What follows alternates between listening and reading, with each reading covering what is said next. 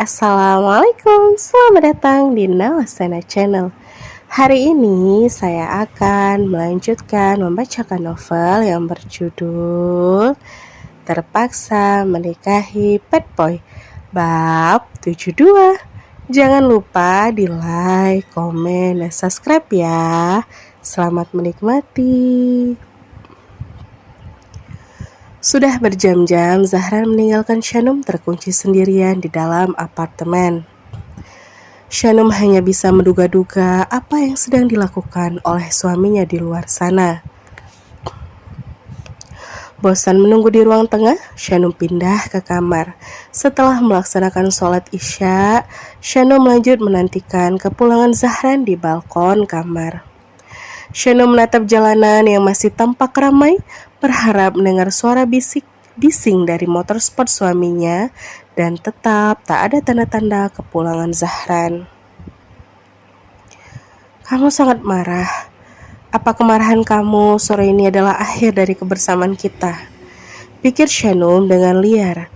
Shanum mengelus perutnya yang sesekali merasa kram di beberapa jam terakhir ini. Amarah Zahran yang membuncah tadi telah membuat Shanum berpikir yang tidak-tidak.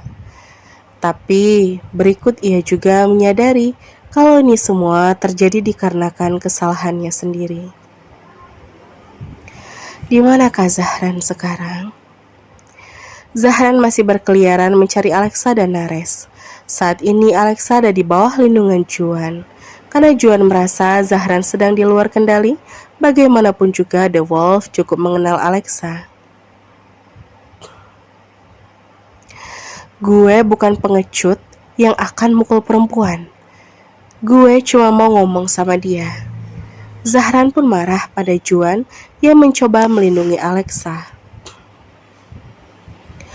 Lo harus tenangin diri dulu. Kenapa lo kalap kayak gini? Tahan Juan di pintu basecamp karena Alexa ada di dalam basecamp itu. Karena ini menyangkut harga diri Shanum. Dia diperlakukan kurang ajar sama mereka. Gue harus berperhitungan. Sebaiknya lo urus istri lo, gue bilang. Sisanya biar gue yang beresin.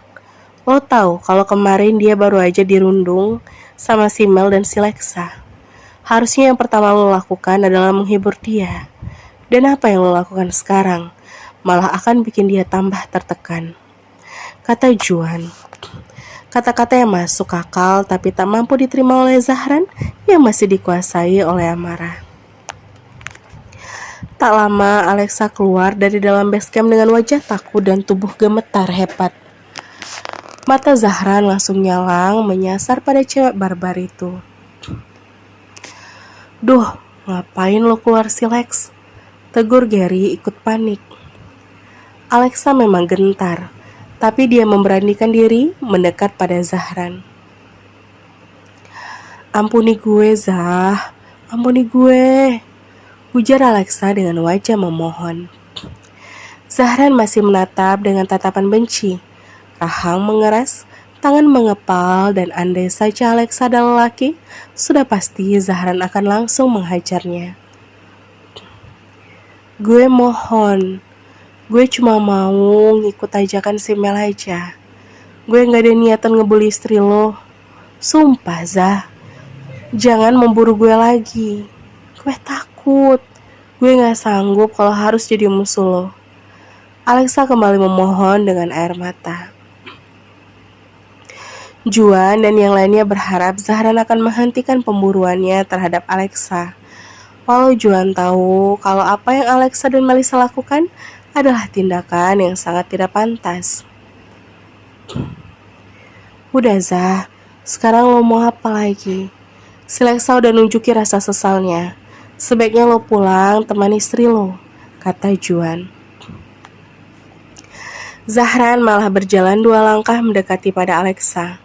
Dengan mata berapi-rapi, Zahran memberi peringatan. Lo emang sakit ya Lex? Gue tahu apa yang ada dalam otak lo sekarang. Lo berharap bisa memanfaatkan situasi yang terjadi sekarang ini kan? Enggak Zah, gue gak ada maksud apa-apa. Pokoknya gue minta ampun sama lo sekarang. Sampaikan permintaan maaf gue juga buat Shanum. Gue menyesal. Gue sangat menyesal. Bantah Alexa dan hanya menundukkan wajahnya. Persetan dengan semua kata maaf lo. Setelah merutuki Alexa, Zahran pun pergi dan hanya itu yang ingin ia katakan. Zahran rasa itu cukup. Zahran juga akan menghapus Alexa dari daftar pertemanannya. Sepeninggalan Zahran, Alexa luruh dan tubuhnya melorot jatuh terduduk di atas tanah begitu saja. Alexa menangis seperti halnya Melissa. Kemarahan Zahran adalah horor baginya. Itu sama artinya kalau dirinya sudah tak memiliki kesempatan lagi untuk merebut hati lelaki 25 tahun itu. Hilang sudah kesempatan gue. Sial, teriak Alexa dengan histeris. Gary dan beberapa anggota The Wolf yang lain malah mencibir reaksi lebay Alexa. Rasain lo, jangankan jadi pacarnya si Zah. Berteman aja dia udah gak sudi sama lo, Lex. Lo jahat banget sih sama bininya. Udah tahu kalau si Zah udah bucin habis sama bininya itu. Lo malah cari gara-gara. Cibir Gary dengan puas. Diam lo, Ger. Lo gila. Lo malah senang di atas penderitaan gue. Samar Alexa pada Gary. Gary dan yang lainnya malah asik merundung Alexa. Tentunya Gary ikut gemas dengan kejadian ini dan berharap Alexa mendapat tulah juga. Lu yang gila, Lex. Udah, ayo gue antar lo pulang, Lex. Ajak Juan yang bersikap sangat tenang sejak tadi. Gak usah, gue mau balik sendiri aja. Tolak Alexa ketus. Heleh, bukannya bilang makasih udah dilindungi, lo malah tambah ketus. Cibir Gary lagi. Awas ya lo, Ger. Gue tandai lo, ancam Alexa. Serah lo aja lah. Urusan Alexa dianggap sudah selesai oleh Zahran. Kini Zahran kembali berkeliaran mencoba menemukan Nares.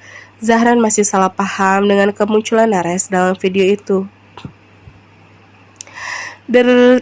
Ponsel di dalam saku celana sudah bergetar belasan kali sejak tadi dan Zahran mengabaikannya. Sudah ada 17 panggilan tak terjawab dari Shanum, tapi Zahran merasa masih harus menuntaskan urusannya dengan mencari dan menemukan Nares. Seluruh tongkrongan Nares dijelajahi dan hasilnya nihil. Opsi terakhir adalah mendatangi Nares langsung ke rumahnya.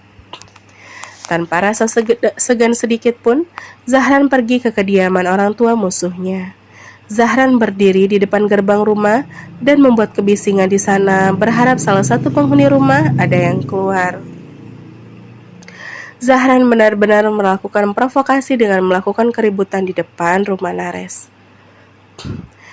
Nares yang kebetulan sedang ada di rumah langsung keluar diikuti dengan Kartika, ibunya.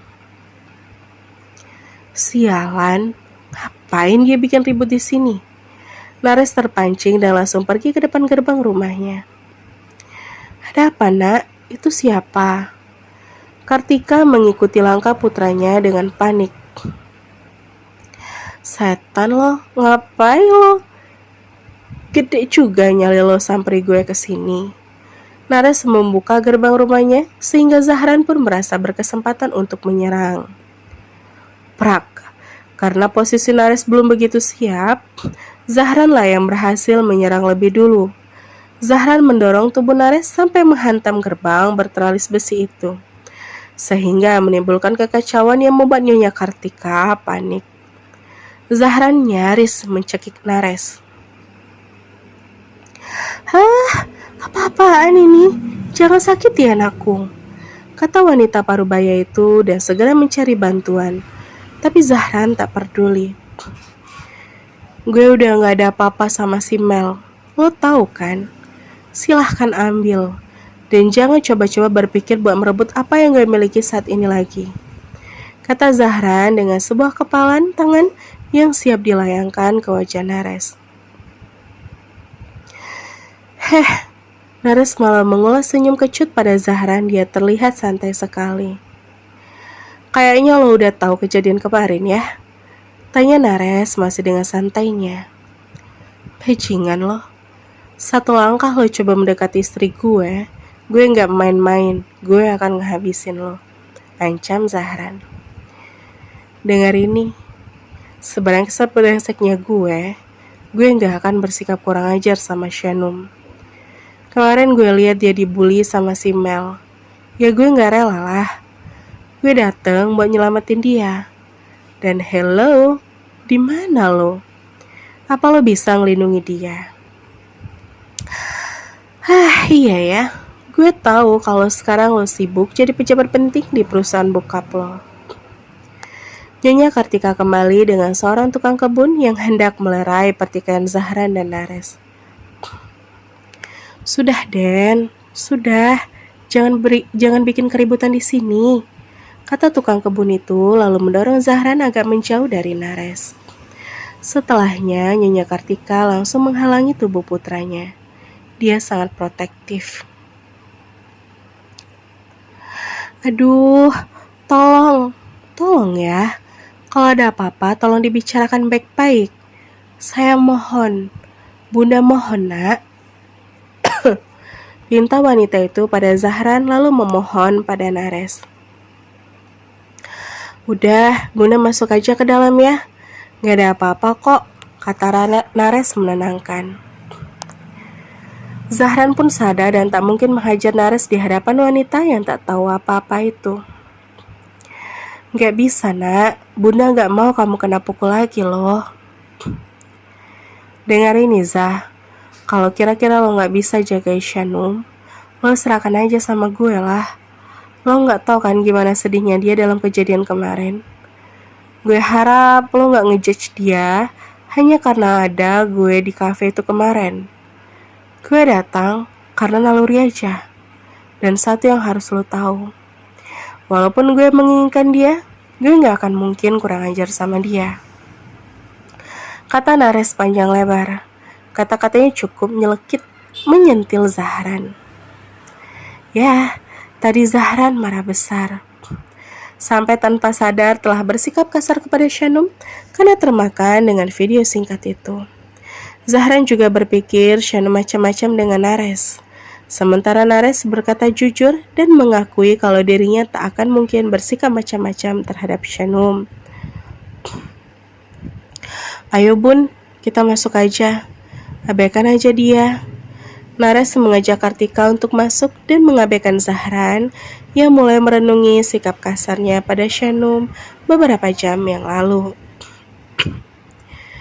Nares tiba-tiba menjadi kalem. Mungkin saja setelah mengenal Shanum, Nares bisa lebih mengendalikan emosinya.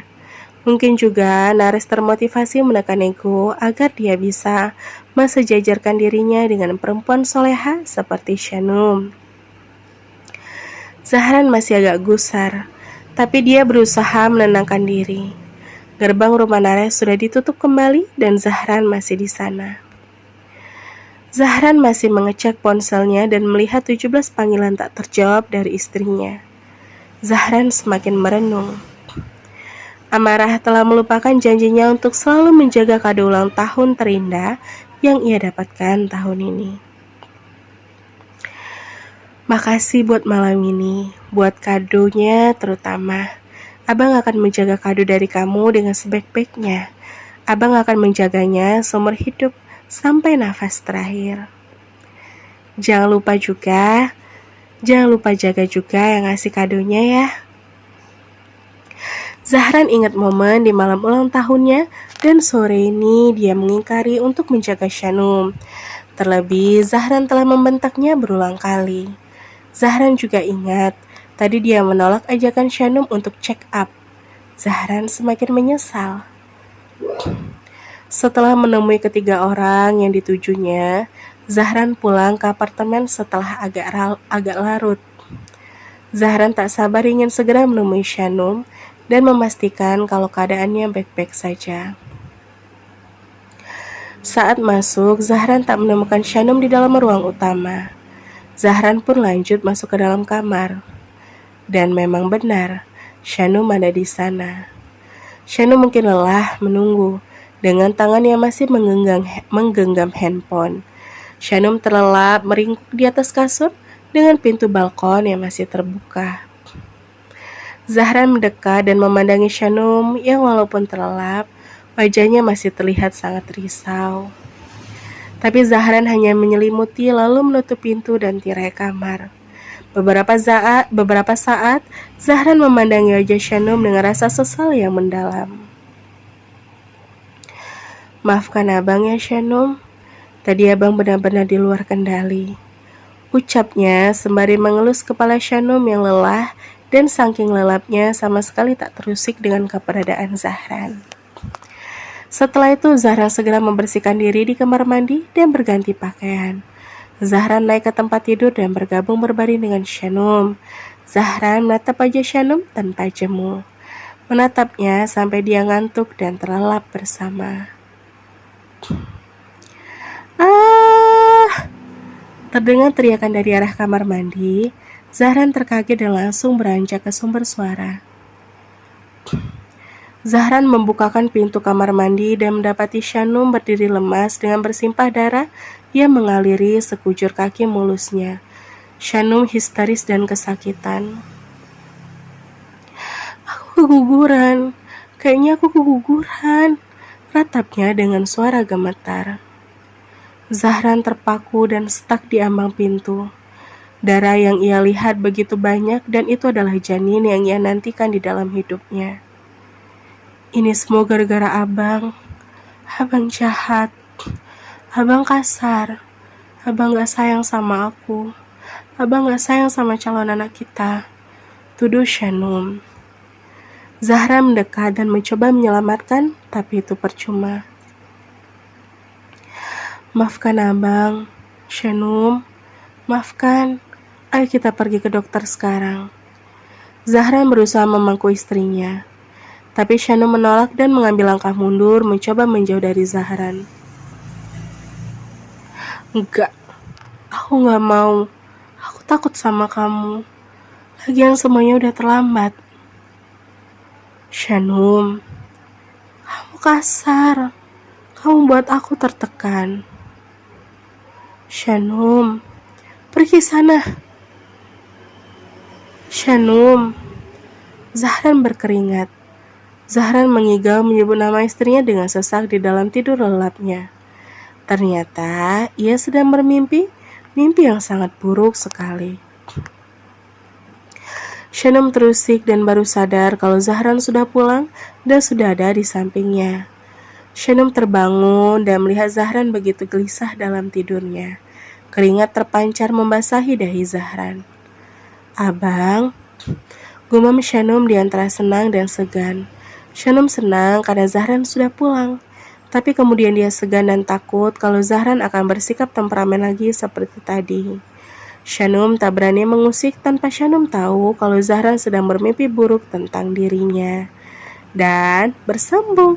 Sampai ketemu di bab selanjutnya ya. Wassalamualaikum.